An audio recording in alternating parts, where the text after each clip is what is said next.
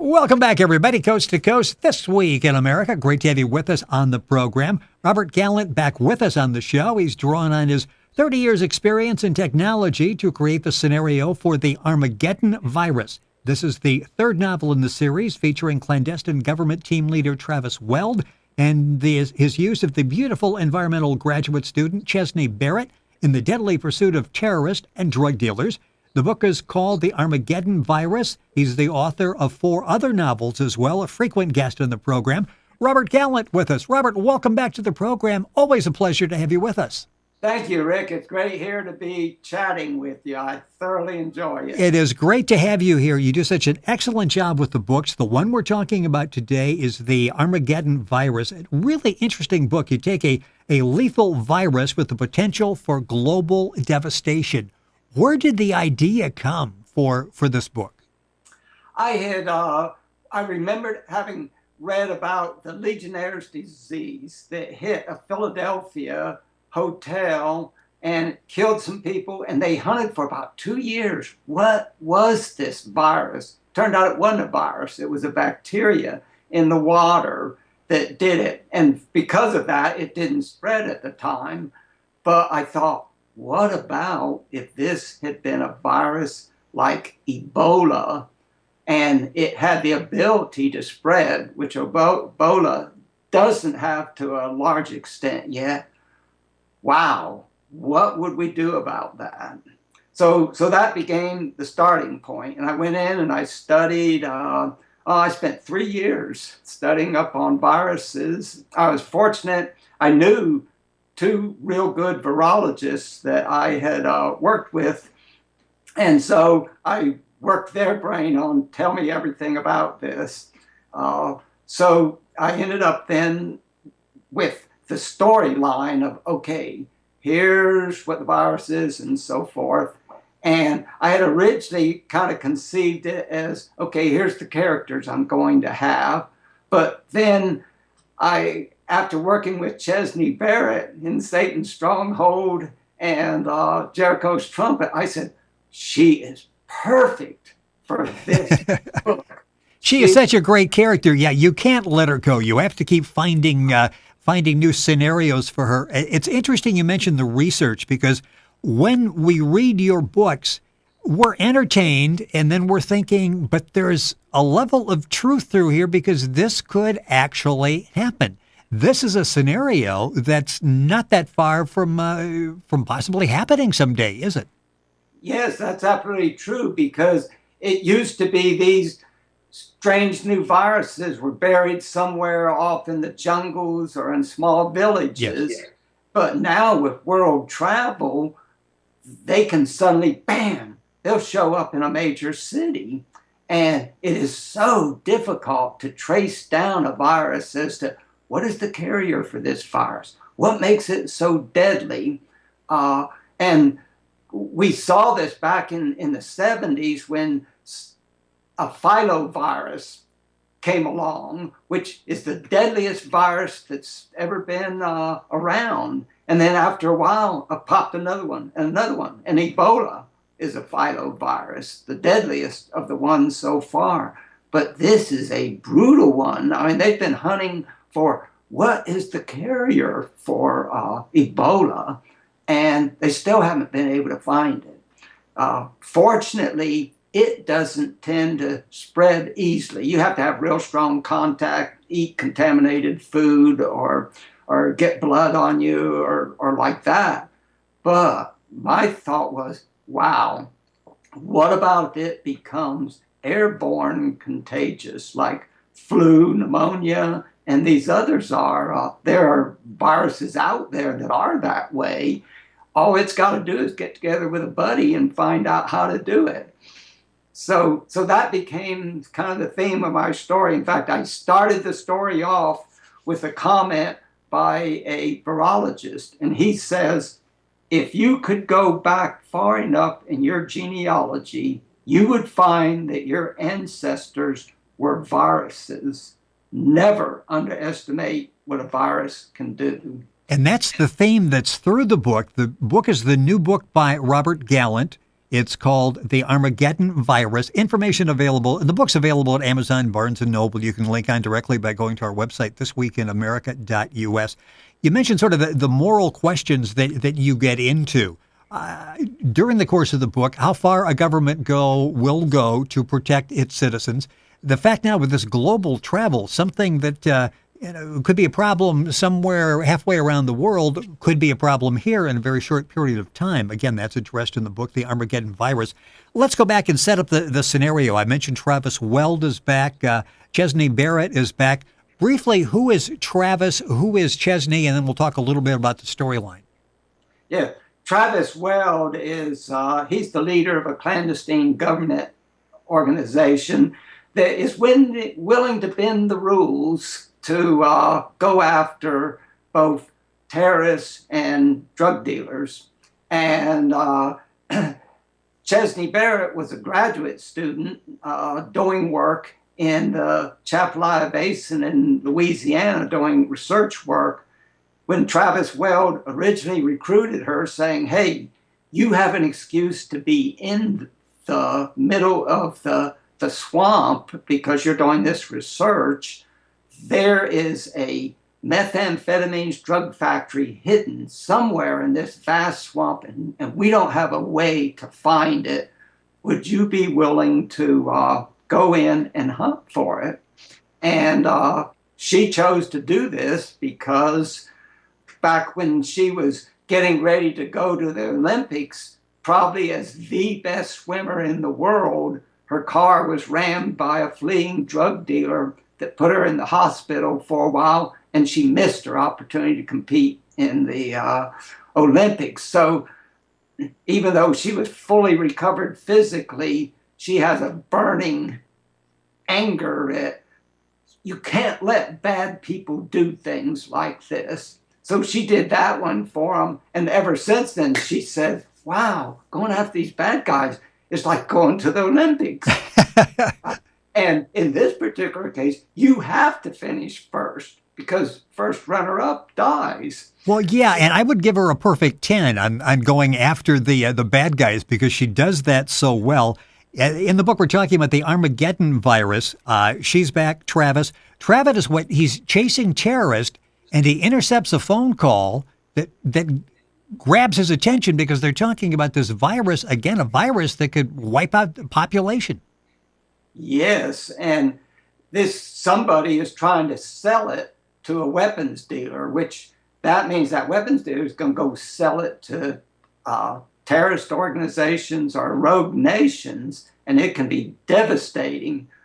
How you find this person? And of course, Travis Weld said, Chesney, I need you to go find this. And he sets her up in a scenario where she is supposedly a reporter for a New Orleans newspaper who is doing research on a feature article on viruses. So this allows her to go and intermingle and so forth. And pretty shortly, she ends up, there is this research firm in Houston, Texas, that I think that's where the problem is.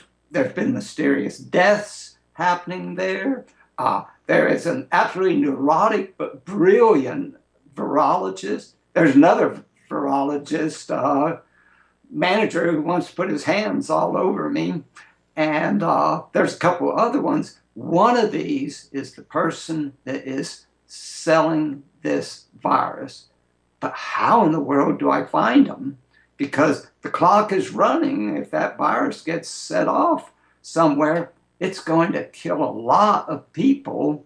And also, the weapons dealer is beginning to become a little bit suspicious as to about her. So she needs to get this done and done quickly. But it is an amazing challenge. And as always, Chesney has this ability to ingratiate herself to everybody and get away with things that nobody else could get away with. And if she gets in a bad spot, Travis Weld has trained her how to fight.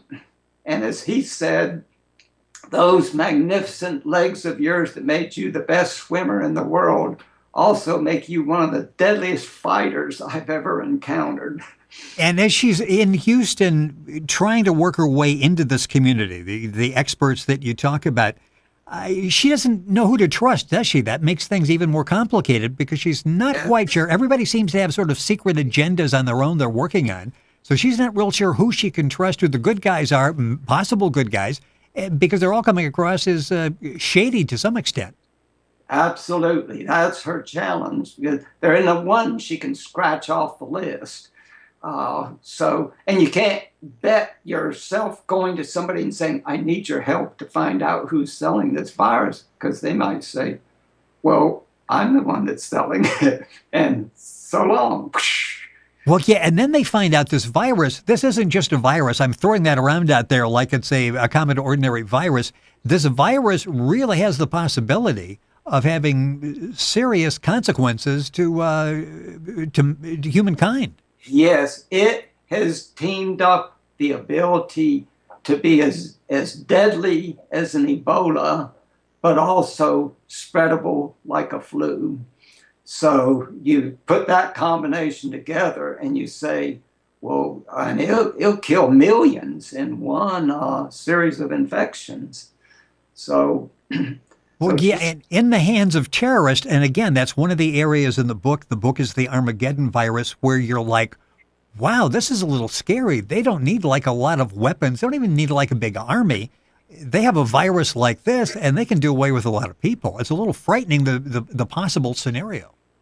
Yes, it is. In fact, that was one that one of the ones book reviewers that reviewed my book brought out this exact point. The Pacific Book Review said the fictional work will push the way readers think about the world we live in and how science and technology interact with new forms of global terrorism.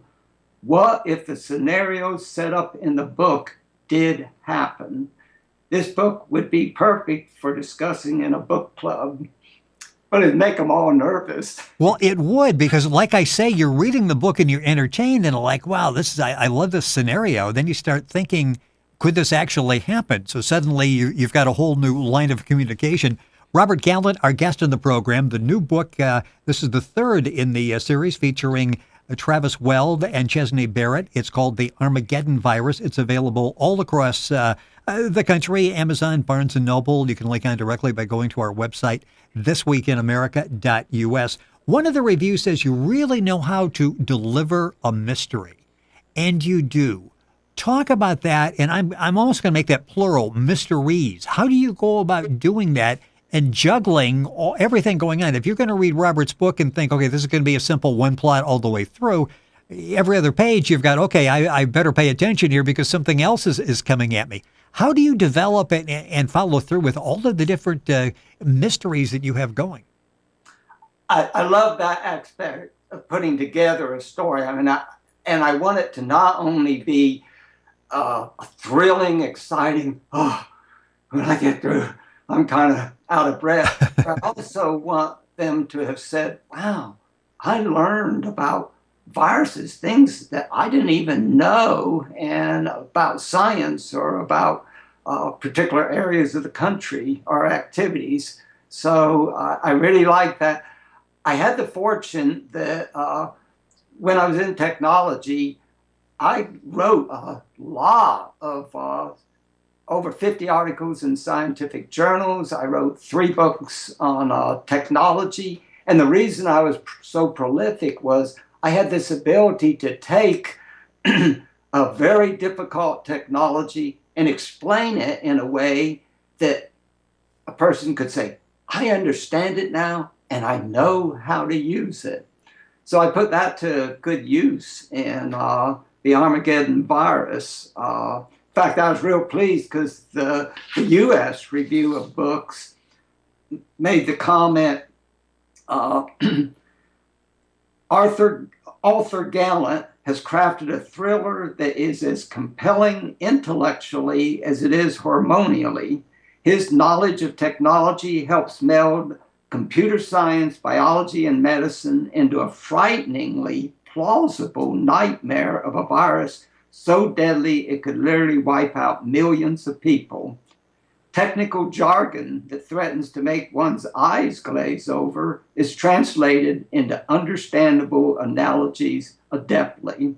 The pace of the novel is swift and sure, and the final conflict is as exciting as it is satisfying. Well, plausible, the word plausible really jumps out there. And I even go back to thinking somebody could rob the Vatican. That's a book that we've talked about before that's available. And if you go to Amazon, Barnes & Noble, you'll see that book as well. All of the books have this air of plausibility about them. One of the reviews as well, and then I would like you to read a segment in there on Chesney that really sort of sums up this attitude that she has, and she's going to get the bad guy no matter what. Talking about that you in the narrative, you serve up several goodies, and that's another trademark that you do in your writing. It's not just a plot and you follow it along. You've got a number of balls in the air at the same time, don't you? As a juggler, you've got like a number of things that you're juggling that are taking place that you kind of say, well, that's kind of interesting, and then suddenly, oh wow, that turns out to be pretty critical in this. Yes. Whoa, that's a problem. So I love doing that. To me, that's part of the excitement. I mentioned the 30 years background in technology, and we've talked about this before, but as you were writing for a technology-oriented publication, you had this ability to take these complex issues and break them down so people could understand them. Is that one of the keys, you think, for the success and the enjoyable factor that people have with the books? The fact that you're able to give them a little bit of science. It's not just the usual, chase scene type of thing. Yet we understand it. You're talking about the Armageddon virus, a virus that's so powerful it could wipe out most of the world population, and yet we understand that. Yes, and I think I want the reader to be able to walk along beside the character and see and sense what they're dealing with, so that they're saying, yeah, I understand why they're real worried about that. I really can understand why. Or, hey, I understand why this may be the clue that they've got to have that will solve it. So it is, to me, it's really exciting to write a novel. Sometimes I end up spending 5 passes trying to get the final 20 pages where I say, this is what the reader, when they're done, they'll say, yes, that's the way I wanted it to end. Well, you take us to that point in all of your books. The book we're talking about specifically now, Robert Gallant's The Armageddon Virus. A few minutes left in the program, and I saved this so you could give us a reading from the book. We're talking about Chesney and what her ability to take a hopeless situation and really put the pressure on the bad guy. This sort of sums up her personality. This is a really interesting, fascinating, jump-off-the-page character. Pick up with this section that I think will give us some good background as to who she is. Chesney scanned the information, clenched her fist, and yanked out the disc. She now knew who the virus seller was. It was time to get out of the laboratory and go grab the virus before he could take it to the weapons dealer. She turned to pick up her purse from the desk. He was standing there. You should have stuck with writing newspaper articles rather than sticking your nose into something that was none of your business. Chesney noted his Colt 38 Special. Ample firepower to put 2 bullets in her before she could reach her gun sitting inside her open purse. She nonchalantly sat down on the top of the desk, her long legs exposed almost to the top of her thighs. That put her hand closer to the purse. Then let's talk business. You agreed to sell the virus culture to a weapons dealer for $1 to $2 million. The dealer is selling the virus to the buyer for a lot more money than he's paying you. He moved a step closer, his forehead furrowed. How do you know that? I'm not a journalist, she replied. I work for the buyer. My job was to find the virus seller and purchase it for significantly less than $12 million that the weapons dealer wanted. Toss in with me, and we can walk away with $7 million. He began breathing heavier. I get $2 million for the virus. Why should I trust you? She smiled and leaned back a little more, spreading her legs apart. Now her hand rested beside the purse. Because I'm the only one that can keep you alive. Your weapons dealer never leaves loose strings dangling. He's already killed 3 people to clear your path. As soon as you deliver the virus, he will kill you. Even if you manage somehow to avoid him, I've already told my boss that I think you are the seller, and when I confirm it tonight, I would offer you a split of $7 million. When that doesn't happen, my boss will come hunting for the man who not only cost him $5 million, but killed his daughter. There is no way you can survive without me. His breathing escalated and his left hand rubbed sweat from his forehead. She said, you own the gun, so it's your choice. Either bet you can survive both groups, or if you toss in with me, next week you and I will be in the Mediterranean on the sailing boat of our dreams, snuggling up together. Just you and me and $7 million. Now, if you're this bad guy, suddenly the whole game has changed for you. Changed dramatically. I see a movie. I see an audiobook in the future. That was really enjoyable. Such great dialogue between the 2 characters. Chesney Barrett is back. You can read all about her latest escapade in the Armageddon Virus. A fascinating book. The book's available at Barnes & Noble, at Amazon. You can link on directly to those websites by going to our website, thisweekinamerica.us. Robert, it is always a pleasure. Once again, an excellent book. The book, as you're reading it and as you're giving us the audio version there, it just jumps off the page. It's a great story. It's always fun to have you on the program. This has been great, and the time's gone by way too quickly. Great. Well, Rick, I'll tell you, it's a pleasure to get to talk it with you. You do an outstanding job of understanding how to bring about, here's what the story is about, and this is why you ought to want to read it. It's an excellent book. Once again, it's called The Armageddon Virus. It's available Amazon, Barnes & Noble. Information at our website, thisweekinamerica.us. Robert, as I mentioned, always a pleasure. Great to have you with us. We look forward to having you back on the program. Thank you, sir, for being with us again. Thank you very much, Rick. You're welcome. You're listening to This Week in America, website thisweekinamerica.us. Back after these messages.